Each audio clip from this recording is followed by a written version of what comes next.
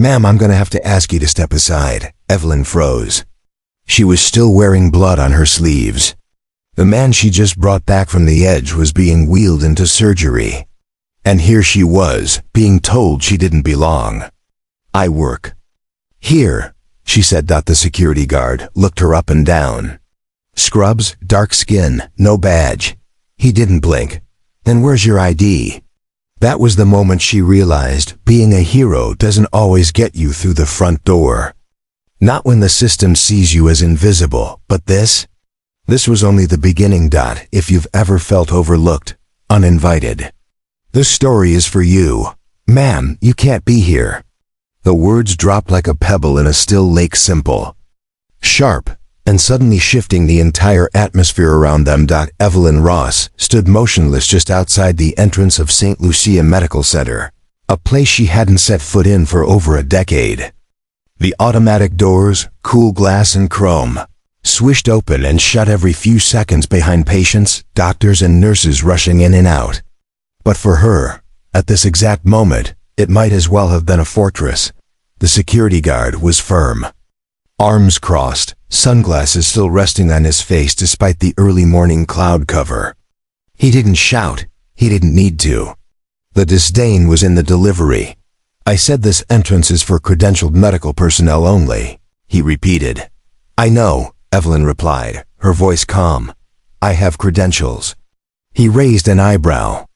The kind of condescending look that people reserve for elderly women asking about iPhones, or janitors who dare enter through executive elevators.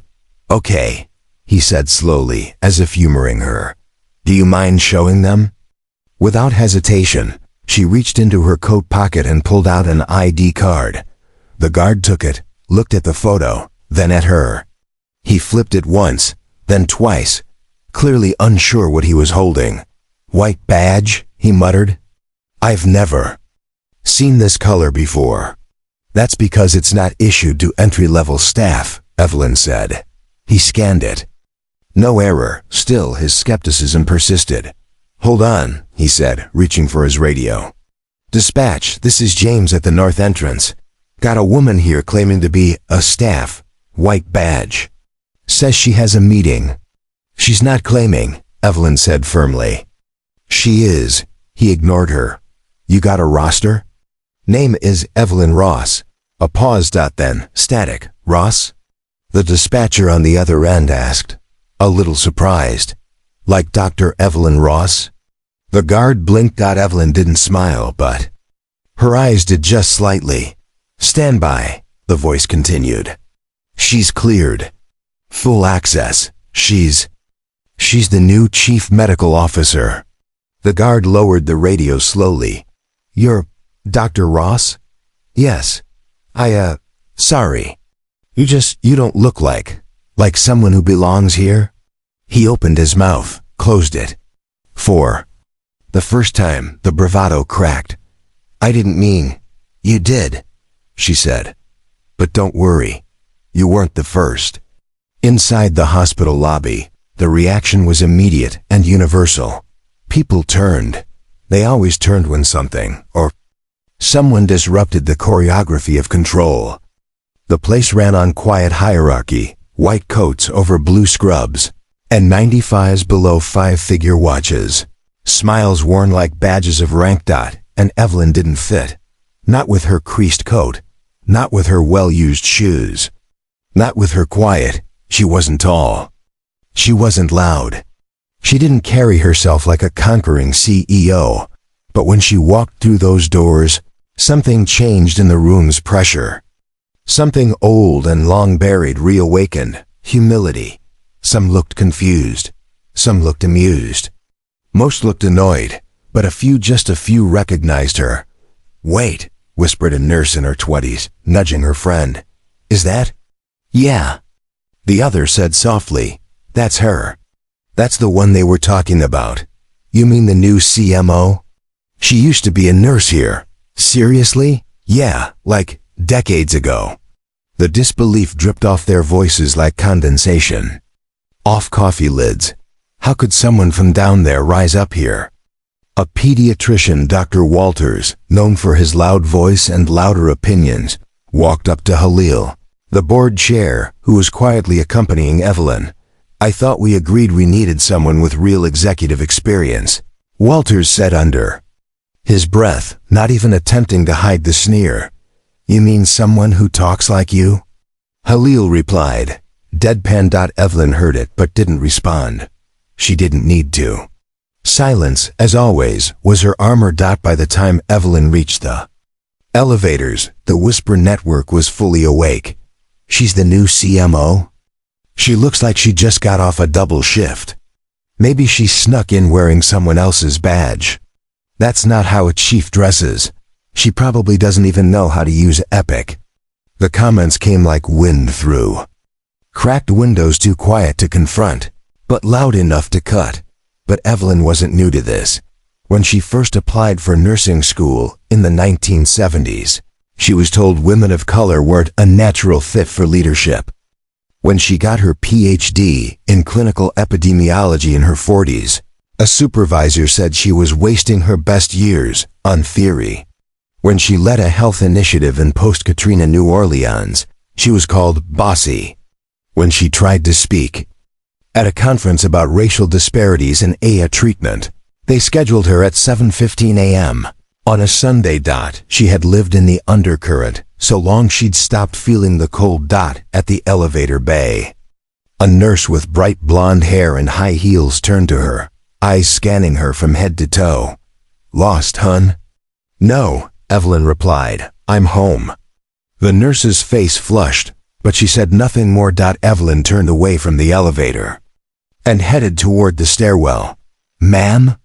Halil asked. She didn't break stride. "I need the steps.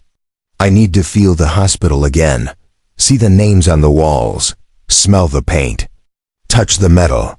"I can meet you up there," he said. Quietly. She nodded. "Tell them I'll be 10 minutes, maybe 15. Let them stew." "Happy to."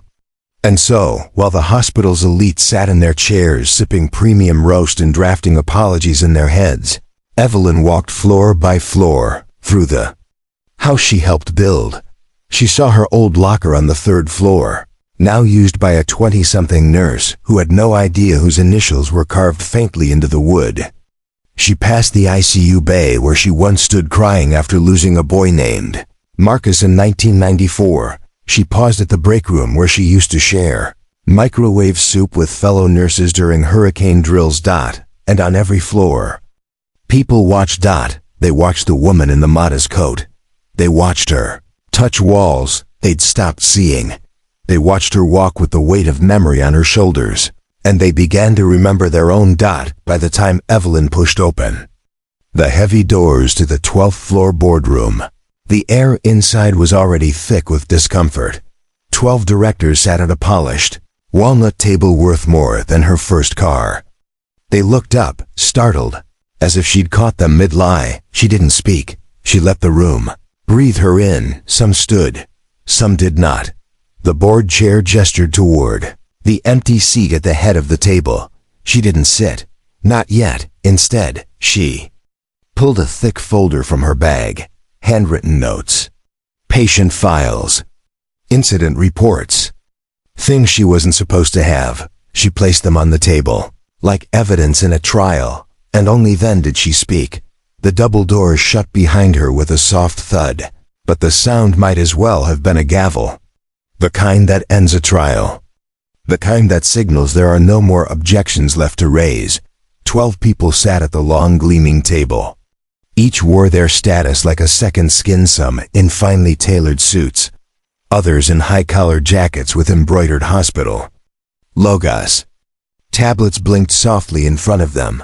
Coffee steamed in white porcelain cups.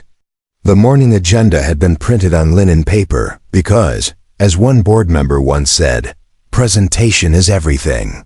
But right now, nothing was going according to presentation. Evelyn didn't move to take her seat. Instead, she walked to the side of the room, quietly opened the blinds, and let the light pour in. The room was high above the city, and outside, the skyline stretched like a question waiting for an answer. Cars crawled, people hustled. Lives unfolded on sidewalks below, oblivious to the slow-burning storm brewing in this sterilized executive suite. When she turned to face them, Evelyn Ross was not angry. She wasn't triumphant either. She was still, the kind of stillness that makes other people nervous because it doesn't beg for acceptance. It already knows the truth. The chair of the board, an older man named William Faulkner, not the writer, though he often introduced himself with that joke, cleared his throat. "Well," he said, attempting warmth and authority all at once, "you certainly know how to make an entrance." "Actually," Evelyn replied, "I know how to make an assessment." William blinked. "Pardon?"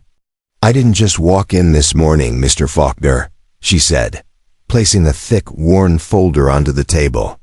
"I've been walking these halls for weeks." A few members shifted in their seats. "I've been in the A at 3 a.m., listening to patients who didn't know what questions to ask. I've scrubbed in on surgeries not because I had to, but because I needed to see how protocols are being ignored. I sat in on an oncology consult where a woman was told her cancer treatment would be delayed because her insurance didn't meet the preferred threshold. And last week," she paused, "I was told by a surgical fellow that I was standing in the way of her cappuccino machine." A few chuckled awkwardly. "She didn't. I want to make one thing very clear," Evelyn continued. "I am not here to make people comfortable. I'm here to make them honest." There was a long silence. A woman seated 2 chairs from the end, CFO of the hospital, leaned forward. "Dr. Ross, with all due respect, we did appoint you for your experience, but also your diplomacy." "And I intend to use both," Evelyn said, calm. "But the two are not mutually exclusive. Diplomacy doesn't mean silence. It means speaking truth in a way that cannot be ignored." William folded his hands. "Perhaps we should discuss your priorities, Dr. Ross." Evelyn walked to the head of the table and finally sat, not like a queen claiming her throne, but like a surgeon approaching the table, ready to cut. But with care, she opened the folder and removed a stack of handwritten notes. On the top, in capital letters, "Patient voices, unfiltered." "These are not statistics," she said. "They're names, stories, real people, many of whom this hospital failed. Not because we didn't have the resources, but because we had the arrogance." A younger board member, Jeremy Lane, head of marketing, and barely 35, smirked. "With all due respect, every hospital has isolated incidents. That's part of the volume. You know how many patients come through here annually?" "Yes," Evelyn said. 48,312. And every one of them deserves to be seen. Not managed, seen." She reached into the folder again and slid a photograph down the table. It landed in front of him. It was of a young black man lying on a gurney. His eyes were closed. A thin stream of blood ran from his temple. The timestamp on the corner was 2:47 a.m. "That's Jamal Baring," she said. 22 years old, shot in the leg during a robbery. Came into our A alert and stable. Waited 2 hours to be triaged. When he finally got seen, his blood pressure had dropped dangerously low. Internal bleeding wasn't caught in time. "He died?" Someone whispered. "No, he survived. But he lost mobility in his left leg permanently. Do you know why?" Silence. "Because the attending on shift was busy reviewing the surgery schedule for VIP donors. And because the intake nurse assumed, based on Jamal's appearance, that he was gang-affiliated." She let that sink in. "I met Jamal last week. He works at a library now. He walks with a cane. And he told me, I wasn't mad that they didn't treat me like I was somebody. I was mad they treated me like I was nobody." Evelyn sat back. "I want this hospital to be the kind of place where people like Jamal don't have to earn compassion." William cleared his throat again. "Dr. Ross, this sounds like you're preparing to audit every inch of our operation." "I am," she said simply. starting with leadership. A wave of discomfort rippled around the table. People shifted, adjusted their suits, sipped their now cold coffee. "You think we've all been asleep at the wheel?" asked Rebecca Owens, head of public relations. "I think too many of us have gotten used to looking the other way." Rebecca Owens folded her hands slowly, like she was trying to collect her poise along with her words. "Dr. Ross, you're not wrong that. We've had some PR challenges. But the truth is, a lot of what you're describing, that's society. That's the world outside these walls. You can't expect one hospital to fix what's systemic." Evelyn nodded. "You're absolutely right." There was a pause, some visible relief. "But here's the part everyone keeps forgetting," she added. "Hospitals don't just reflect society, we amplify it. We take its biases and turn them into policies. We take its injustice and make it protocol." Jeremy Lane, the young marketing exec, scoffed a little. "Come on, that's dramatic." Evelyn met his gaze without blinking. "What's dramatic is a 10-year-old girl with asthma being made to wait in the A, while her mother fills out insurance forms when she can barely breathe. What's dramatic is a Haitian housekeeper who ignored chest pain for 2 days because she thought she didn't deserve to take up space here. What's dramatic is you calling this dramatic because it makes you uncomfortable." His cheeks turned the color of wet clay. He looked away. "I'm not here to throw blame," Evelyn said, her tone softening. "But I am here to make everyone look in a mirror they've avoided for far too long." Dr. Faulkner leaned back in his chair and sighed. "Dr. Ross, if you're suggesting sweeping changes, then you should know the board will need detailed proposals, projected costs, departmental buy-in."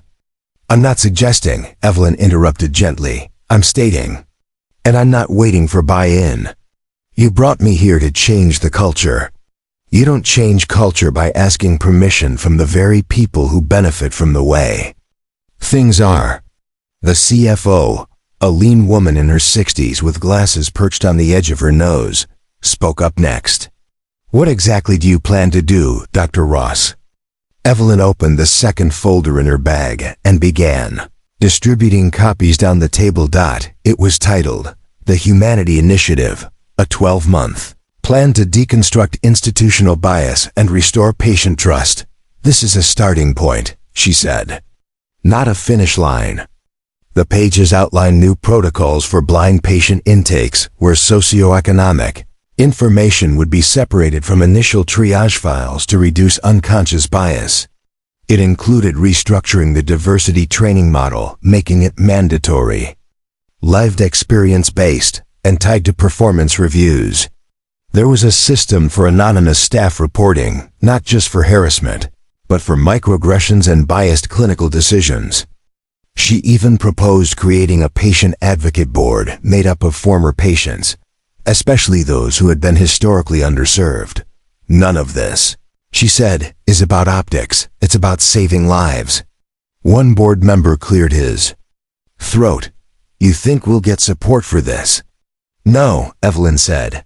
"I think we'll have to earn it." A long silence followed. Then William Faulkner rubbed his temples. "Dr. Ross, I don't say this to be cynical, but this isn't the kind of plan that donors get excited about. It's not flashy. It's not a new surgical wing or a helipad or a commercial campaign. It's policy. It's paperwork. It's dignity," Evelyn said quietly. Faulkner looked up. "It's the reason people come here instead of staying home with their pain," she continued. "And it's the reason why some people never make it here at all."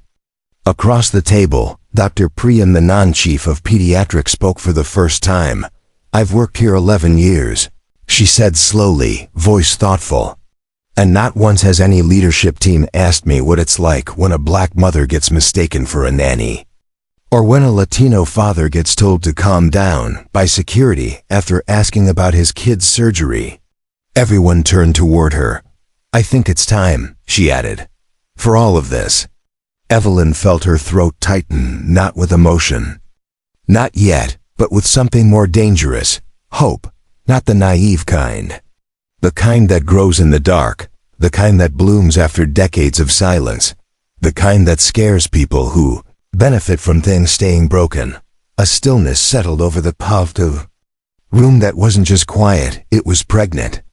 Pregnant with the weight of unsaid things, of repressed guilt, and of sudden self-reflection that no one had come prepared for. Evelyn didn't need to raise her voice. The silence did the work for her. She stood again, her palms flat against the oak table. Her tone shifted, less restrained, but still even. Like someone removing a bandage, knowing it's going to sting but needing the wound to breathe.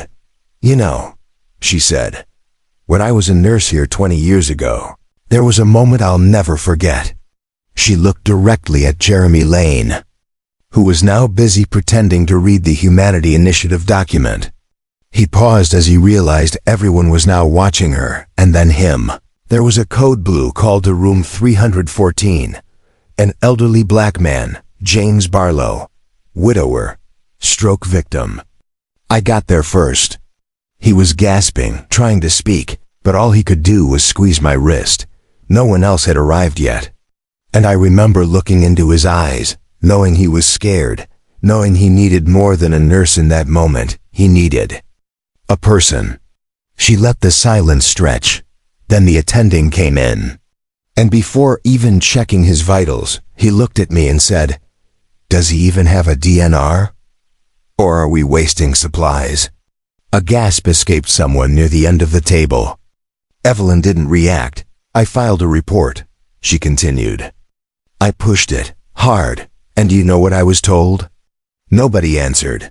That I was being overly sensitive. That I was emotional and should learn to pick my battles. Jeremy glanced up guilty, though he hadn't even been there for it. "Well," Evelyn said, "I picked this battle." She turned toward a man at the far end of the table, Harold Linton, head of clinical strategy, white hair, Harvard tie. A man who'd chaired more committees than most nurses had birthdays. "You're retiring soon, aren't you, Harold?" He blinked. "Yes, 6 months out. Before you go, I hope you leave behind more than just meeting minutes." He shifted in his chair. "Dr. Ross, I've dedicated my life to healthcare." "I don't doubt that," she replied. "But let me ask you something. How many janitors, transporters, cafeteria staff, or security guards have you spoken to?" This year, he was quiet. She waited. "None," he admitted. "That's not part of my scope." Evelyn nodded slowly. "Then maybe your scope was never wide enough." Across the table, Dr. Menon spoke again. "I remember James Barlow," she said softly. "I was a resident on that floor. I didn't know the details, but I remember how quiet everyone got when they found out he passed." Evelyn gave her a gentle glance, gratitude without words. Then, without warning, a voice cut through the room like glass breaking. "Okay, but are we really going to pretend like everything is broken?" All eyes turned to Diane Lambert, head of donor relations. Pristine blazer, gold brooch, tight blonde bun. "We've been ranked top 10 in cardiac outcomes 3 years running. We're outperforming regional systems on surgical throughput. We just opened a state-of-the-art cancer pavilion last spring. This hospital works. You can't take a few bad anecdotes and rewrite the whole narrative." Evelyn looked at her, not with anger, but with something quieter, something deeper. "Diane," she said, "you remind me of someone." "Excuse me." "Myself," Evelyn continued. 25 years ago, when I thought statistics could save me from the truth." She took a step forward, each movement deliberate. Not threatening, intentional. "I used to quote charts too.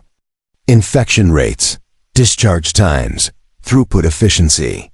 It made me feel like I was winning. But I wasn't seeing the people behind the numbers.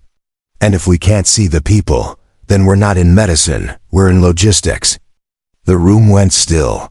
For every success story you post on the website, there's a mother sitting in our waiting room right now with no coat, holding a baby with a fever, wondering if someone is going to talk to her instead of about her. Diane opened her mouth. Closed it again. And for the first time since the meeting began, she looked down. Evelyn took her seat once more, her breath slow but sure. She could feel the shift. Not victory. Not yet. But a crack, the kind that lets light in. Halil, seated beside her, leaned slightly and whispered, "You're shaking the floorboards." Evelyn whispered back, "I'm not here to shake them. I'm here to replace them." For a long moment, no one spoke. The polished oak table, once a symbol of certainty and hierarchy, now felt more like a confessional. Evelyn reached for her cup of water and took a sip. Her hands were steady. Her voice had held. Her words had pierced. And then, quietly, from near the end of the table came a sound no one expected: fingers tapping gently against the wood. A soft rhythm. Not impatient, not annoyed. Just deliberate. It was Dr. Howard Lynn, chief of trauma surgery. Always calm. Always measured. The kind of man who could perform a 10-hour operation and still remember to ask how the janitor's daughter was doing in college. For years he had been called the voice of reason in meetings. But rarely, if ever, did he speak unless it truly mattered. He looked around the table once before finally saying, "I've worked here almost 30 years.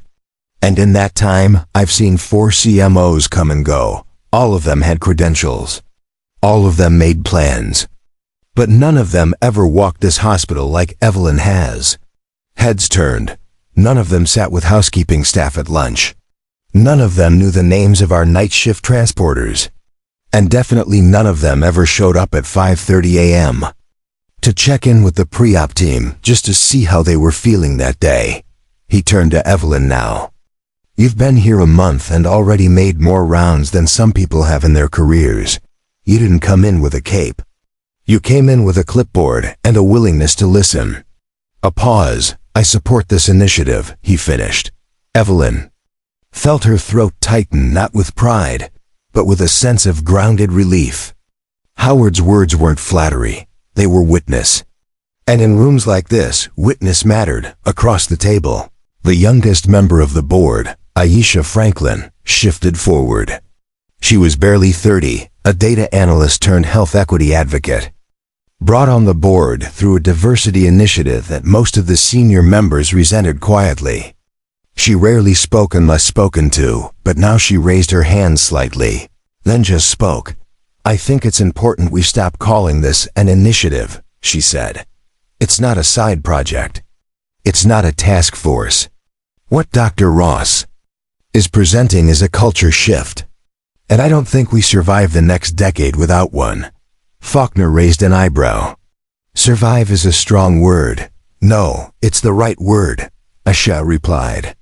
"You think public trust is an infinite resource? Look around, William. People don't believe in systems anymore. They don't trust institutions. They don't trust us." She tapped the Humanity Initiative packet in front of her. "This is the first time I've seen a plan that's not just about managing our image. It's about redeeming our purpose." Someone let out a breath. It was Rebecca, the PR director. "I have to admit," she said quietly, "when you first walked in, Evelyn, I braced myself for a PR disaster. I thought this was going to be about blame and headlines and cleaning up behind closed doors. But maybe that's the problem. Maybe I've spent too long trying to manage perception and not enough time looking at the reflection." Evelyn looked at her. "It's never too late to start." At the far end, Diane Lambert, still stunned from earlier, spoke again, but this time, the bite was gone. "I still worry about the donors," she said honestly.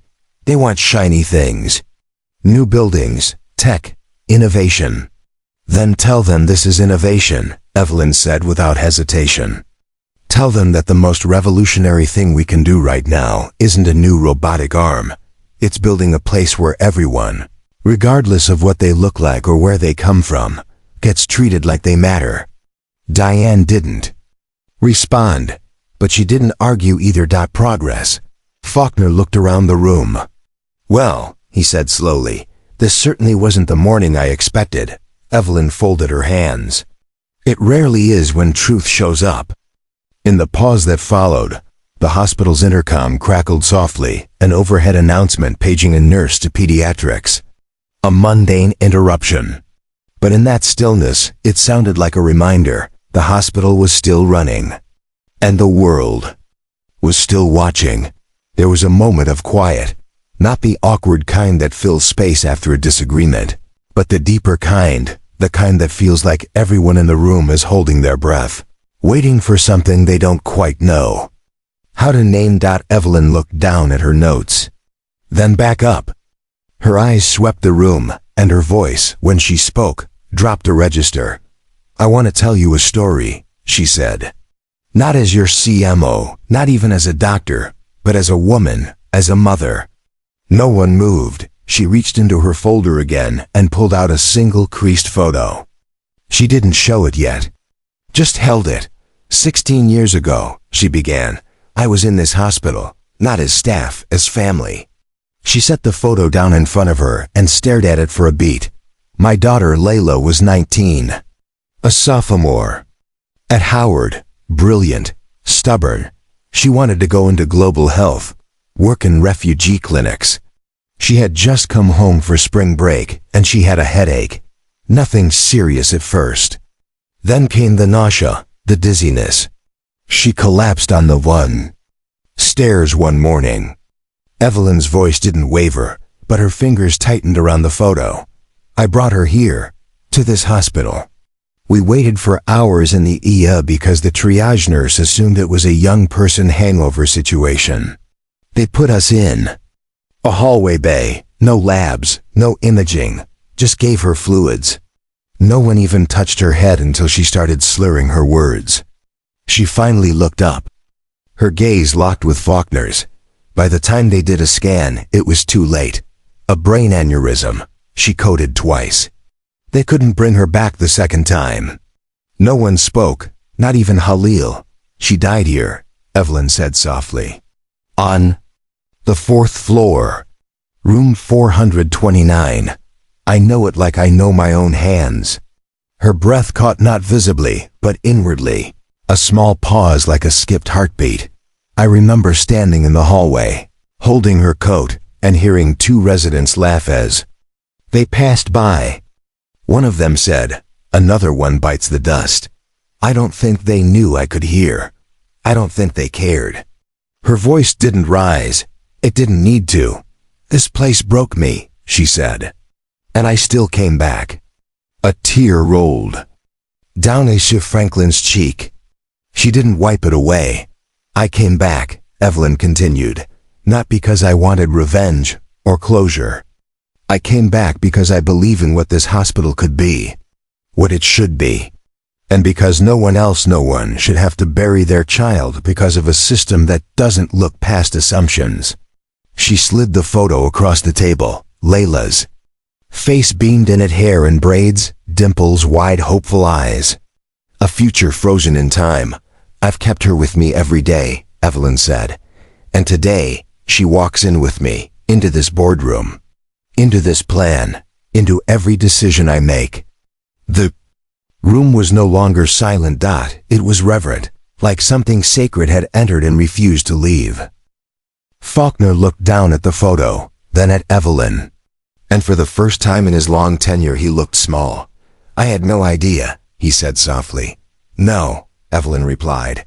You didn't ask. She stood once more, slow, deliberate. I don't want sympathy. I want accountability. I want change. I want to look into a family's eyes when they lose someone and know that we did everything we could, that they were seen, that they were respected, that they mattered. She paused, her voice a whisper now, because if they don't, then we don't. No one reached for their coffee anymore.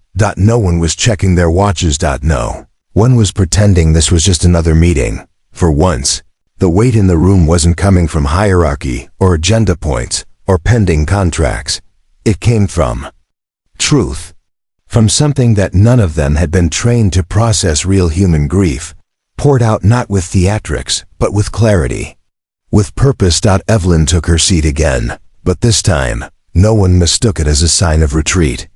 It felt more like someone stepping back to let an earthquake settle. Then, the unthinkable happened. Faulkner, stately, gray-templed, the kind of man whose blazer cost more than most people's monthly rent, spoke. But this time, not from a place of control. His voice was gravelly, vulnerable. "I need to say something." Everyone looked up.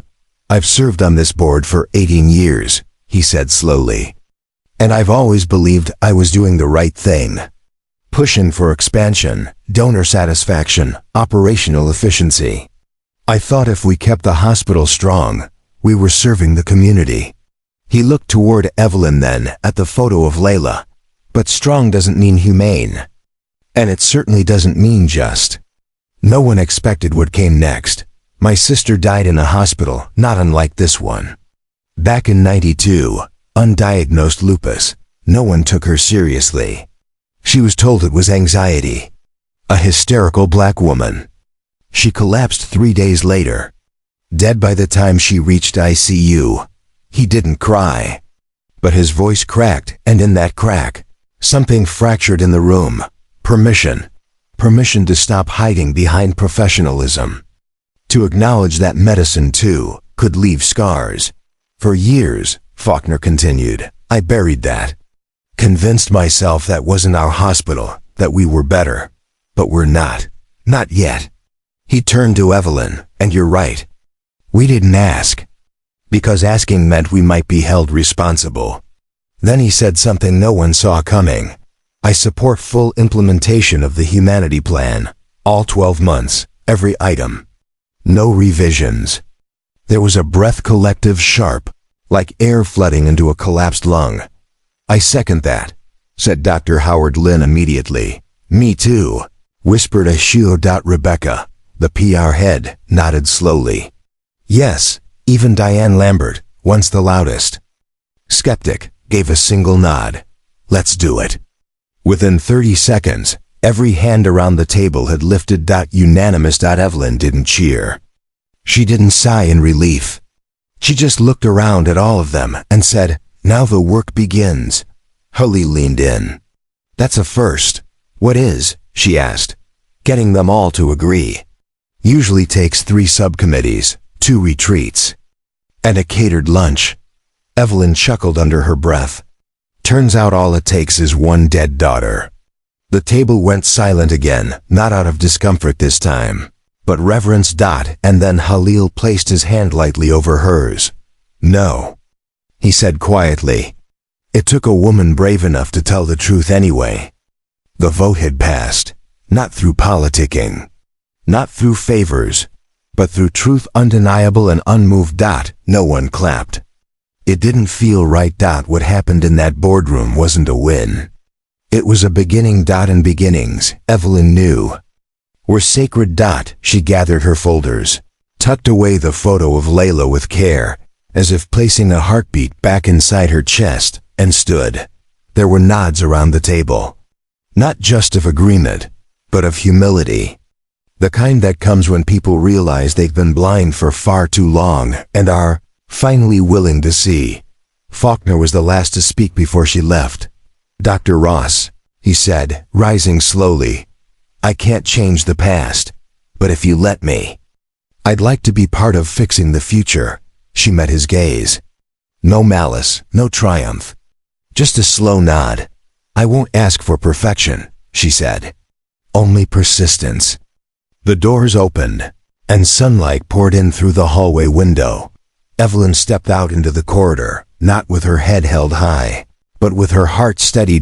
And this time, when she passed staff in the hallway, janitors, nurses, assistants, looked up. Some smiled, some paused, some stood.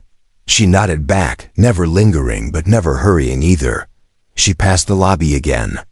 The same place where just hours earlier, a security guard had denied her entry. James, the guard, was still there, but he stood a little straighter now. And when their eyes met, he removed his hat and said, "Welcome back, Dr. Ross." Evelyn gave him a soft smile. "Thank you, James."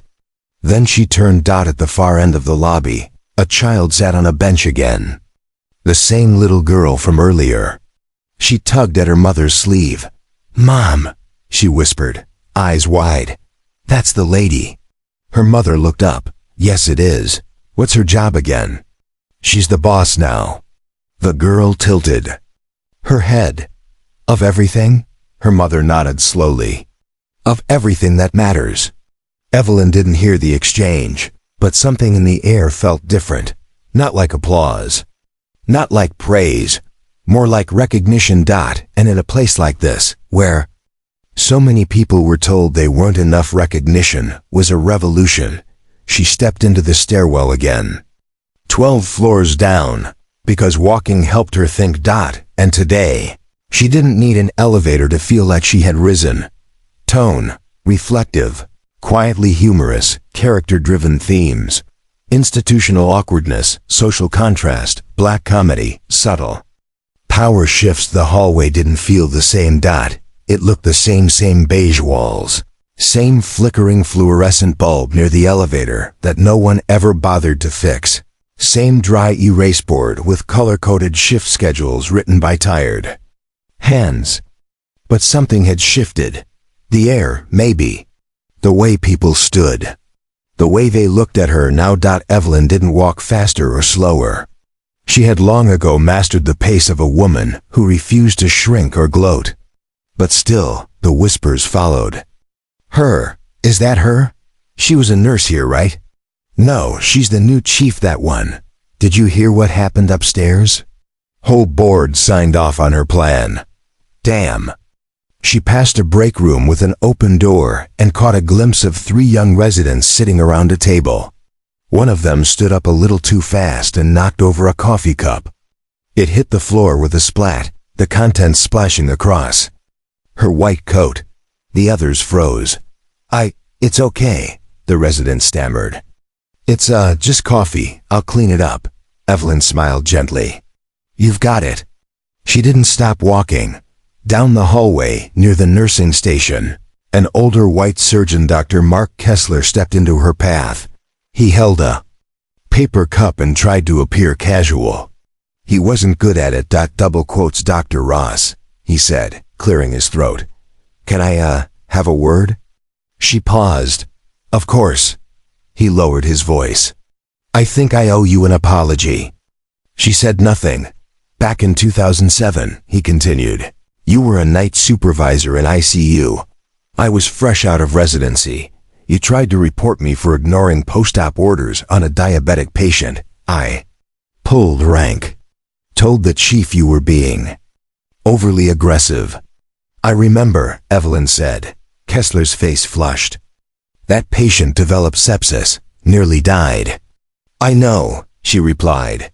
He stared at the floor. "You were right. Back then. You were right about a lot of things." "I wasn't looking for an apology, Dr. Kessler," she said gently. "But I appreciate you offering it." He nodded slowly, almost humbled. "I'm glad you're here now. Me too." He stepped aside. She walked on. At the nurse's station, someone had left behind an open box of donuts, probably from a vendor, trying to curry favor. The glazed ones were already gone. A nurse in her 20s with braids and tired eyes looked up as Evelyn passed. "You're Dr. Ross, right?" "I am. You really walked all 12 floors this morning?" Evelyn smiled. "Every step." The nurse raised her coffee cup like a toast. "Respect." And just like that, a wall fell, not loudly, just quietly. But once the first brick comes loose, the others always follow. She turned the corner and found herself near pediatrics. It was quiet between rushes. The walls here were painted with cartoon whales and starfish. She used to hate that mural. It looked like it was trying too hard to distract children from their pain. She was about to keep walking when a small voice stopped her. "You're the boss." Evelyn looked down. It was the same little girl from earlier. Legs still swinging. Teddy bear still in her lap. "I remember you," Evelyn said. The girl nodded. "You were outside. The man wouldn't let you in." Evelyn crouched to her level. "Yes, he didn't know who I was. But you knew. I did.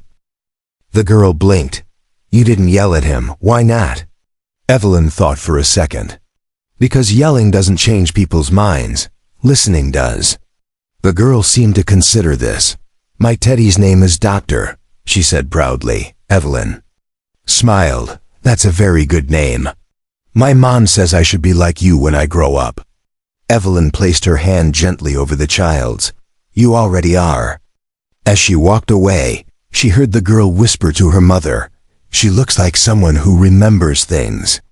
Her mother replied, almost too softly to hear, that's what makes her strong. The hospital never truly sleeps. It just hums quieter. It was 11:42 p.m. Somewhere, a machine beeped. A janitor's mop bucket squeaked on old linoleum. Vitals fluttered on a monitor. But for the most part, the building exhaled slowly, like an old beast between battles. Evelyn sat alone in the break room of the ICU, a place she hadn't entered in 15 years. The lighting was low, casting a soft glow over the chipped countertop. And a half-eaten bag of trail mix someone had left behind. On the table in front of her lay an envelope, worn, creased, addressed in blue ink. To Evelyn Ross. Do not read until you forget why you stayed. She had written that to herself. Back when she was just a nurse. Back when her hair had more black than gray. Back when she used to cry in her car before night shifts and still put on lipstick so her patients wouldn't see the crack. She unfolded the paper and read her own voice from another life. Dear Evelyn, if you're reading this, it means the world has tried to erase you again. It means the boys' club said no. Or the boardroom laughed too loud. It means someone mistook your silence for permission, or your kindness for weakness. And I know it hurts. I know you're tired. But I need you to remember something. That first time you held a dying man's hand because his family couldn't make it in time. Remember what he said. He said, I'm not scared if you're here. Or when you stayed an hour after shift to help a new nurse who'd just lost her first patient. You made coffee. You didn't say a word about policy. You just sat. You think these moments are small. But they are not. They are the exact size of Grace. And when the building forgets your name, when the promotion goes to someone louder, when they call you angry for simply being honest, read this. You stayed because healing isn't in the chart. It's in the room. You stayed because a system is just brick without heart. You stayed because someone needs to see a black woman in charge so they know it's possible. You stayed because you've already changed more lives than you will ever know. And that's enough. Love you. She didn't cry, not right away, but she folded the letter back carefully, reverently, as if it were scripture. Across from her sat Dr. Adrienne Cho, a young attending in her 3rd year. She had slipped into the break room a few minutes earlier and hadn't said anything.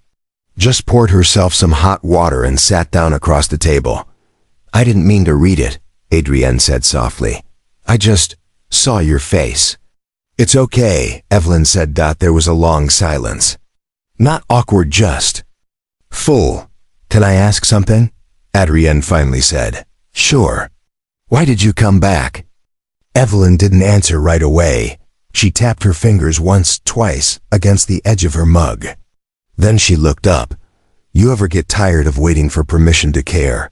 Adrienne blinked. Yeah, I did too, so I stopped waiting. Adrienne leaned back. I was in med school when I first heard about you. Everyone knew your name. We thought you'd left for some big private firm or another city. But then last week, I saw your name on the roster. And I thought, why would she come back to this place? Evelyn smiled. Because it's mine too, even when it pretends it isn't. Adrienne laughed softly. It is now. Another beat of silence passed. Then Adrienne asked, do you think it ever changes, for good? Evelyn looked down at her letter, then up at the young doctor in front of her. It does, she said, but not all at once. And not always loud. She tapped her chest gently. First in here, then out there.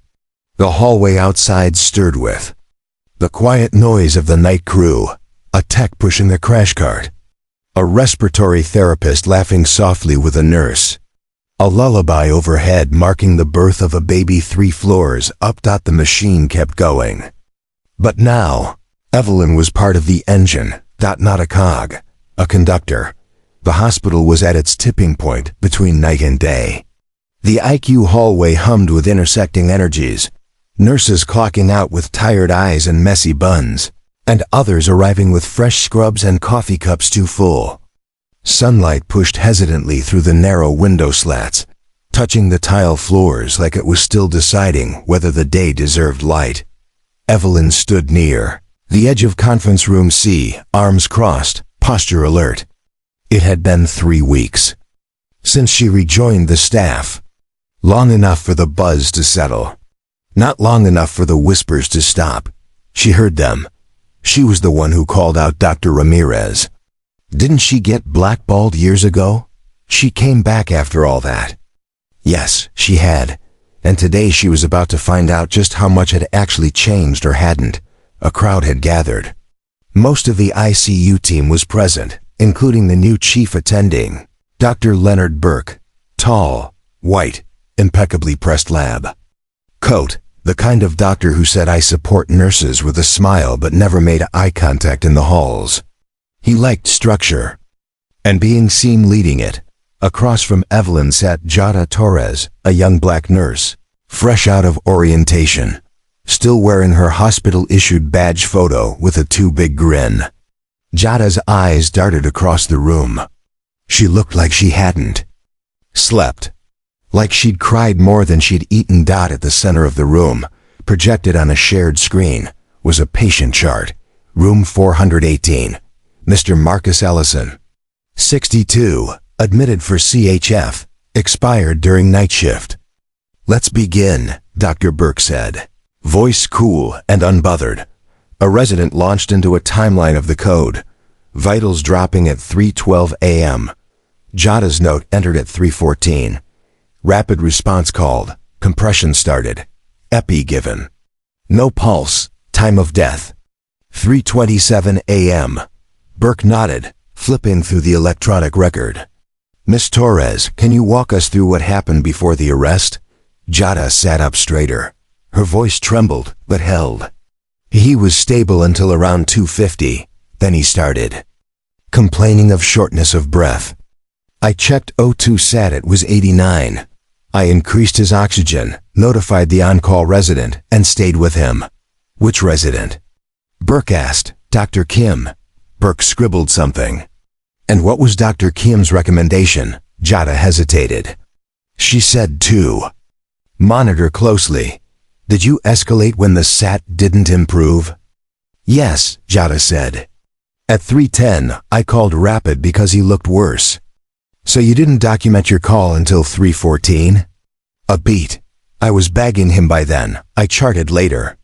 Burke nodded slowly, but the air had shifted. The room could smell blood.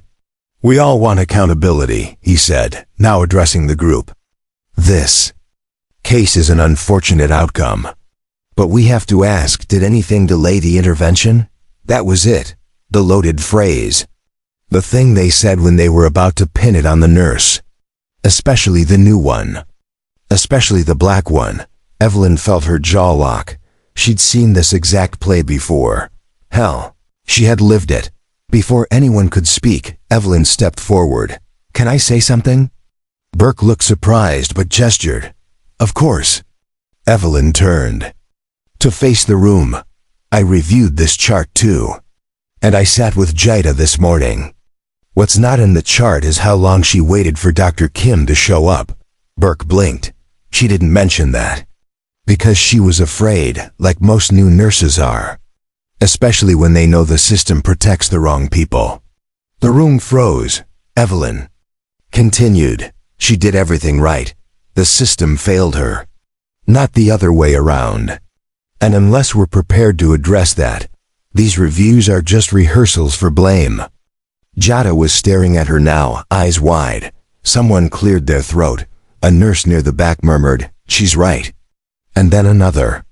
And another dot until the silence cracked. Burke adjusted his tie. We'll take all feedback into consideration. Let's reconvene this afternoon. He dismissed the room, but the energy lingered. As people filed out, a resident touched Jada's shoulder. A tech offered her a nod, small things. But real. Evelyn stayed behind. Jada walked up to her. How did you do that? What? Speak up. Like that, Evelyn smiled. Because someone once didn't, and it almost broke me. I made a promise to never let that happen again. The hallway outside the hospital room buzzed with its usual quiet chaos, carts rolling, sneakers squeaking, pagers beeping in bursts. But to Evelyn, it all sounded like a distant hum. She stood outside room 211, staring at the closed door as if it were a gate to another version of her life.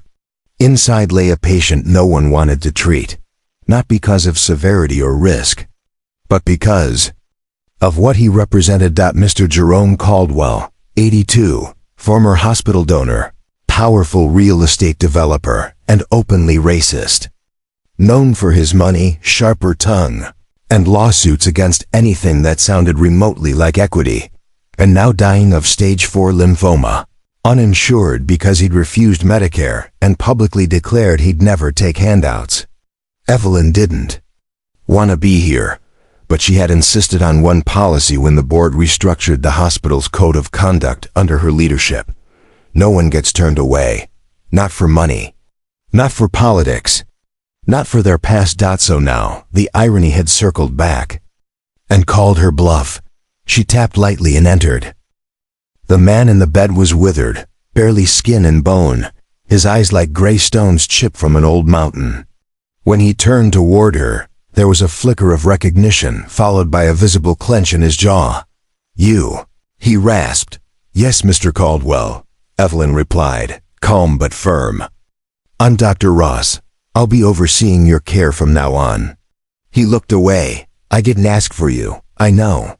A silence stretched between them, taut as a tightrope. Caldwell broke it with a bitter chuckle. Figures. World's upside down. Now I've got a black woman doctor. You gonna make me call you ma'am too? Evelyn didn't blink. You can call me Dr. Ross. That'll do just fine. His gaze lingered on her face, searching for something he could weaponize. But there was nothing, no anger, no pity. Just presence. Finally he looked away. Don't need your help. That may be true. But you're getting it anyway. She pulled up a chair. Let's start with your vitals. Over the next few hours, Evelyn did her rounds. The weight of room 211 followed her like a shadow. In the break room, she found Denise, the night nurse, sipping burnt coffee and scrolling on her phone. Long one? Denise asked. Evelyn nodded, exhaling as she leaned against the sink. He remembers me, from 5 years ago. I was a resident. He refused to let me examine him. Denise shook her head. Guess Karma's got a parking spot with his name on it. Maybe, Evelyn said, but I'm not here for karma. I'm here to heal. Denise gave a soft grunt. You ever think some folks don't deserve healing? Evelyn looked out the window. The city lights were smeared against the glass. Like a painting half wiped away. All the time, she said. But if I start picking who's worthy, I stop being a doctor. Later that night, Evelyn returned to Caldwell's room. He was awake, watching some black and white western with the sound muted. The glow from the screen gave his face an eerie pallor. You're back, he mumbled. I said I'd be in charge of your care, Evelyn said, checking his fore. I meant it. He stared ahead. Used to be, folks like you mopped the floors in places like this. Evelyn paused, holding the line steady. And yet here we are. World's changed, he muttered. Some would say it's catching up. As the hours passed, Caldwell spoke less, but watched more. And Evelyn stayed. She stayed even when he spat bitterness, even when he told her stories meant to belittle or bait her. She stayed because dignity wasn't a transaction. It was a choice. A stubborn, daily one. And slowly, in that dim room on the second floor, something shifted, not with fireworks, but with the quiet rustle of something long frozen beginning to thaw. Evelyn was back the next night. Not because it was required. She had a team of doctors fully capable of handling Jerome Caldwell's care. But something about the unfinished edges of their previous conversations drew her. Maybe it was stubbornness. Maybe it was something deeper, something that tugged at the soul like an old scar that still itched when it rained. When she walked in, Caldwell was sitting up this time. Barely. The tray of untouched food sat to his left, covered in condensation. "You gonna try to make me eat tonight too?" he asked, voice dry as sandpaper. "Just offering," Evelyn said. "But if you'd rather starve yourself to death and give cancer a win, that's between you and your pride." He gave a raspy grunt. "Spunky, always have been." She sat down, clipboard in hand, but didn't open it. Instead, she watched him. "I was 9 when I first understood what hate felt like," she said quietly. "Some boy at school called my mom the cleaning lady's cleaning lady. And when I told the teacher, she said, 'Well, sweetheart, maybe she is.'" Caldwell didn't respond. "I didn't tell that story to guilt you," she continued. "I told it because ... Some wounds don't bleed, they just echo." He shifted, eyes heavy. "You think you're better than me?" "No," Evelyn replied. "But I think I stopped letting people like you define me a long time ago." There was a long, brittle pause. Then he said, barely audible, "My mother died in this hospital. 1976. The nurse was black. She held her hand while she passed. I remember that." Evelyn blinked. It was the first thing he'd said that didn't come wrapped in barbed wire. "I'm sorry for your loss," she said. "She was everything to me," he whispered. Soft, forgiving. "Didn't like how I turned out." He let out a wheezing cough. "Always said my anger was a shield." I guess she was right. Evelyn stood and adjusted his pillow gently, with a tenderness that said she'd heard more than his words. She'd heard his ache. "I'm not here to punish you," she said. "I'm just here." He looked up at her, frail, cracked, and suddenly more human than monster. "No one else comes," he said, voice quivering. "No family, no friends, just you. And that," she said softly, "is something you still get to change." That night, Evelyn walked out of room 211 and didn't feel the weight as heavy. Not because Caldwell had transformed overnight, but because he had cracked open. Even the smallest fracture in a person's armor could let the light in. In the hallway, Denise waited with 2 coffees, both bad, both hot. "How's our favorite patient?" "Still mean," Evelyn said, taking the cup, "but less venom, more bruised." They leaned against the wall, sipping in silence. "You think people like that really change?" Denise asked. Evelyn thought about it. "Maybe not completely, but sometimes ... they soften. And sometimes, that's enough." "Soft ain't justice," Denise muttered. "No," Evelyn agreed. "But it's a start." Evelyn was back the next night. Not because it was required. She had a team of doctors fully capable of handling Jerome Caldwell's care. But something about the unfinished edges of their previous conversations drew her. Maybe it was stubbornness. Maybe it was something deeper, something that tugged at the soul like an old scar that still itched when it rained. When she walked in, Caldwell was sitting up this time. Barely. The tray of untouched food sat to his left, covered in condensation. "You gonna try to make me eat tonight too?" he asked, voice dry as sandpaper. "Just offering," Evelyn said. "But if you'd rather starve yourself to death and give cancer a win, that's between you and your pride." He gave a raspy grunt. "Spunky, always have been." She sat down, clipboard in hand, but didn't open it. Instead, she watched him. "I was 9 when I first understood what hate felt like," she said quietly. "Some boy at school called my mom the cleaning lady's cleaning lady. And when I told the teacher, she said, 'Well, sweetheart, maybe she is.'" Caldwell didn't respond. I didn't tell that story to guilt you, she continued. I told it because ... Some wounds don't bleed, they just echo. He shifted, eyes heavy. You think you're better than me? No, Evelyn replied. But I think I stopped letting people like you define me a long time ago. There was a long, brittle pause. Then he said, barely audible, my mother died in this hospital. 1976. The nurse was black. She held her hand while she passed. I remember that. Evelyn blinked. It was the first thing he'd said that didn't come wrapped in barbed wire. I'm sorry for your loss, she said. She was everything to me, he whispered. Soft, forgiving, didn't like how I turned out. He let out a wheezing cough. Always said my anger was a shield. I guess she was right. Evelyn stood and adjusted his pillow gently, with a tenderness that said she'd heard more than his words. She'd heard his ache. I'm not here to punish you, she said. I'm just here. He looked up at her frail, cracked, and suddenly more human than monster. No one else comes, he said, voice quivering. No family, no friends, just you.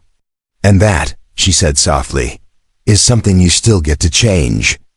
That night, Evelyn walked out of room 211 and didn't feel the weight as heavy. Not because Caldwell had transformed overnight, but because he had cracked open. Even the smallest fracture in a person's armor could let the light in. In the hallway, Denise waited with 2 coffees, both bad, both hot. How's our favorite patient? Still mean, Evelyn said, taking the cup, but less venom. More bruised. They leaned against the wall, sipping in silence. You think people like that really change? Denise asked. Evelyn thought about it. Maybe not completely. But sometimes ... they soften. And sometimes, that's enough. Soft ain't justice, Denise muttered. No, Evelyn agreed. But it's a start. The next night was different, not because Jerome Caldwell had suddenly turned into a model patient. He still grumbled when the nurse took his vitals. Still swatted away the nurse's hand when they tried to fluff his pillow, but he had started eating, just a little. A few spoonfuls of soup. Evelyn noticed the empty cup when she walked in. No words were said about it. No congratulations. That wasn't her style. But she gave him a slow nod. And for the first time, Caldwell gave one back. She sat at the edge of the room, just watching the 4 drip. The rhythmic beep of the monitor kept time like a heartbeat not quite broken. You a praying woman? He asked out of nowhere. She tilted her head. I talk to something bigger than me when the world stops making sense. You? He chuckled, dry. I used to think God was a referee.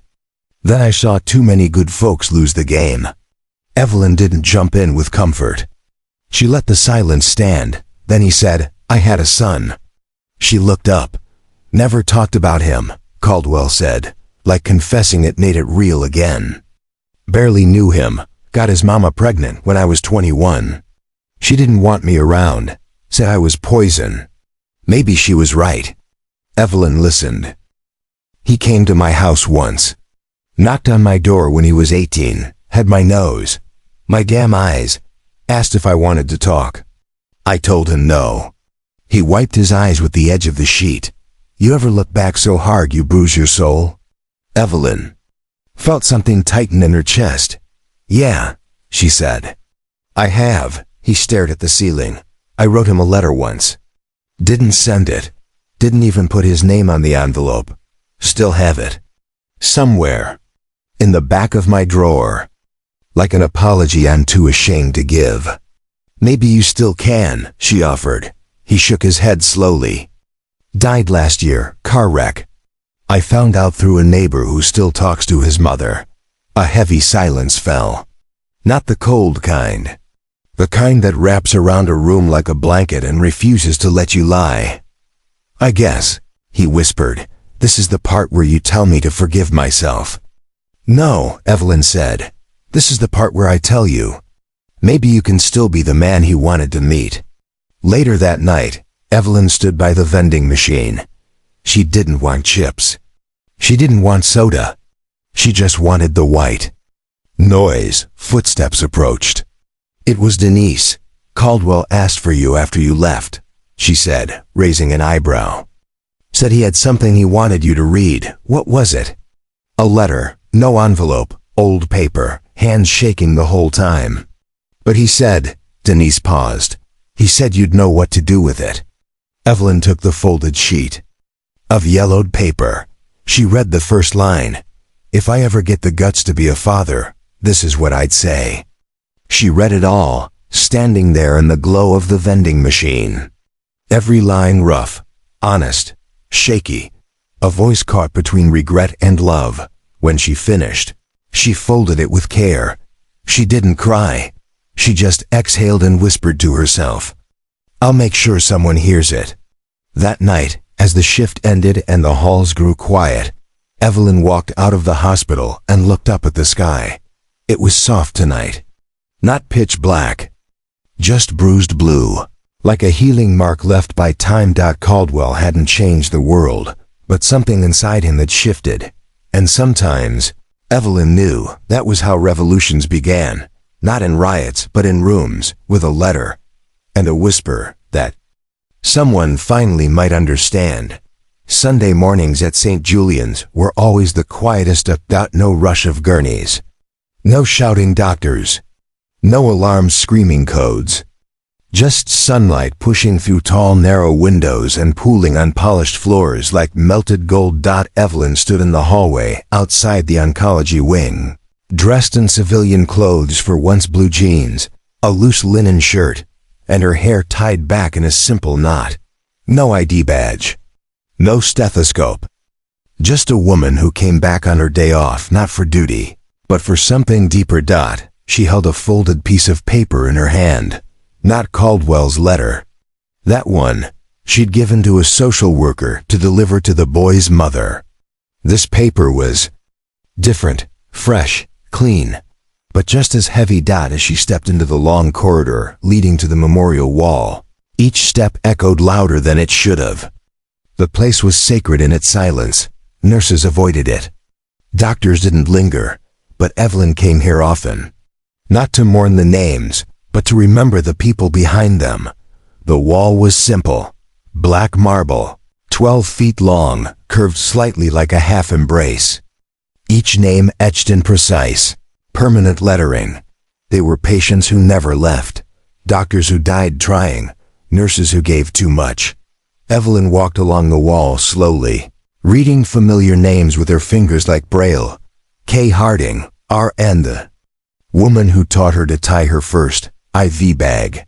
J. Monroe, M.D., the physician who stayed in the COVID wing after catching it himself. Ramirez, a boy who used to hum while getting chemo. And there, near the far edge, an empty square of marble. Waiting for a name. That's where she stood. She unfolded the paper in her hand, revealing a typed memo from the hospital board.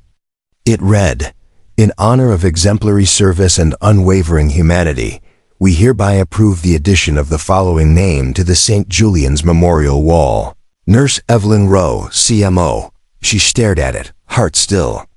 She hadn't asked for this. She hadn't expected it. And part of her didn't want it. Not yet. A soft clatter broke the silence. The janitor, Mr. Winslow, came slowly around the corner with his push broom. An older man, gray hair under a baseball cap, his back slightly stooped. He paused when he saw her. "I always forget you come on Sundays," he said. Evelyn gave him a nod. "Can't help it. Something pulls me here." Mr. Winslow leaned on his broom. "Some of us leave a place and feel relief. Others leave and feel a pull. You're the latter." She looked back at the blank space on the wall. "They want to put my name here," she said softly. His eyebrows lifted. "You dead?" She laughed. "Not yet."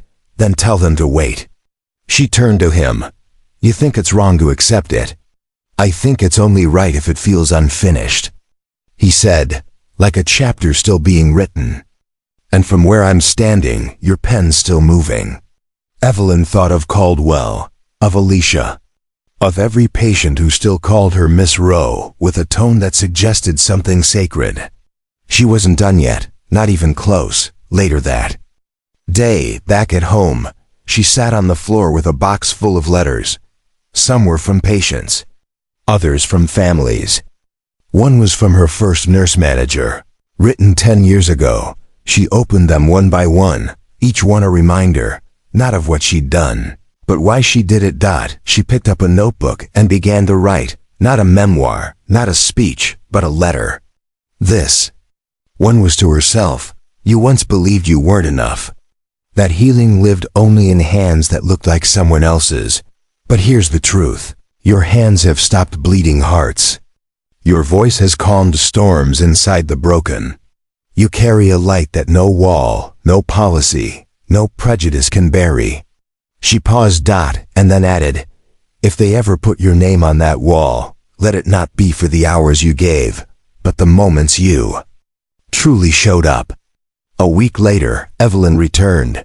This time she wasn't alone. Denise came with her. So did Alicia. So did Mr. Winslow, who stood silently at the edge. Even Jerome Caldwell, pushed in a wheelchair by a tech, watched from a distance. The hospital staff had gathered not for a ceremony, but for something gentler, a moment of shared breath. The hospital chaplain read the memo aloud. Someone whispered, "She deserves this," someone else said, "Finally." But Evelyn stepped forward before the marble. She pulled a small marker from her pocket, and instead of writing her name, she drew a single heartbeat line. A gentle arc, rising, falling, rising again. Then she turned to the crowd. "My name doesn't belong here yet," she said. "But yours do, every one of you who stayed when it was hard. Who showed up when it hurt. This wall isn't just a memory, it's a mirror." Silence. Then applause. Not loud. But long, lasting. It was one of those spring evenings that smelled like wet earth and second chances. The city had just been washed by a late afternoon storm. Now the sky held that bruised purple hue only April knew how to paint. Evelyn sat on her living room couch in sweatpants and a college sweatshirt, her legs tucked underneath her, a mug of mint tea steaming in her hands. Her apartment was small but neat, the kind of place that only came to life after long shifts. On the coffee table, a single file folder lay unopened. It was from the board, a final draft of her promotion letter to hospital executive leadership, now formalized and rubber-stamped. She hadn't signed it yet. She stared at the file like it was ticking, not out of fear but out of fatigue. The kind that only comes after you've seen the worst in people, and the best. Often in the same hour. She leaned back into the couch, ready to let the quiet wind. And then, knock. 3 taps. Not loud, but deliberate. She frowned. Nobody came. Unannounced anymore. Not in this city. Not in her life. She stood slowly, setting the tea down, padding barefoot to the door. She glanced through the peephole, and her breath caught. It was a teenage boy, thin, nervous, shoulders hunched, holding a small grocery bag in one hand and something pressed tightly to his chest with the other. Evelyn opened the door just a crack. "Yes?" The boy looked up. His eyes were unmistakable. "Hi," he said. "I think you knew my brother." Her hand tightened on the doorknob. He stepped back, respectful, like he knew the weight of this moment. His name was Jerome Caldwell. Evelyn blinked. The silence between them stretched like dusk over a field. She opened the door fully. "Come in." He sat quietly on the edge of her couch, the bag in his lap. He looked about 15. Same sharp cheekbones. Same restless fingers. "Used to talk about you," the boy said. "Said you were the only one who looked at him like a person. Not a chart."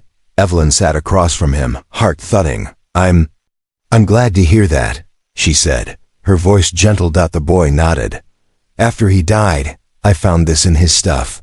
Said I should give it to you, if I ever had the guts." He held out a folded envelope. Evelyn took it with both hands. She didn't open it. Not yet. She looked at him. What's your name? Isaiah. Isaiah, she repeated softly. Do you know how proud your brother was of you? Isaiah looked down, a tear slipping free despite his best efforts. I tried to stay out of trouble, tried to be the kind of brother he'd want. You already are, she said that later, after. Isaiah left after they'd shared cookies and awkward jokes and memories so raw they didn't need polishing. Evelyn sat alone with the letter. She unfolded it slowly. Jerome's handwriting was crooked but strong. If you're reading this, Evelyn, I didn't make it. But I want you to know what you did mattered. The way you stood up. Not just for me, but for everyone like me who's ever been dismissed, doubted, or discarded. You gave me dignity. You gave me back my name. Don't let them erase that. Don't let the walls swallow it. You're more than what they let. You be. Keep breaking the rules that need breaking.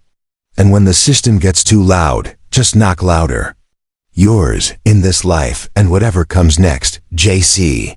Evelyn didn't cry. Not immediately. Instead, she laughed. The kind of laugh that rises from a broken place, surprised to still find light. The next day, Evelyn returned to the hospital. She walked past the boardroom, past the wall, past the memo, waiting for her signature. Instead, she went to the nurse's station and pinned Jerome's letter to the corkboard, right where the schedules used to go. Below it, she wrote in bold marker, KEEP. Knocking.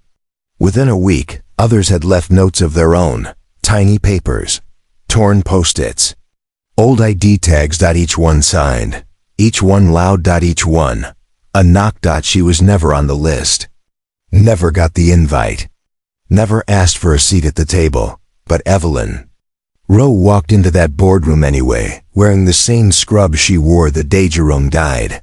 She laid down a folder, not with numbers or charts, but with names, stories, knocks. Outside, the hall filled with silent footsteps, nurses, janitors, techs standing together. A quiet reminder that real change never starts at the top. It starts with one person. One voice, one knock. And maybe one story like this. If this story moved you even a little, stick around. Subscribe, because there are more knocks waiting to be heard. More doors that need opening. And you just might be the one to walk in next.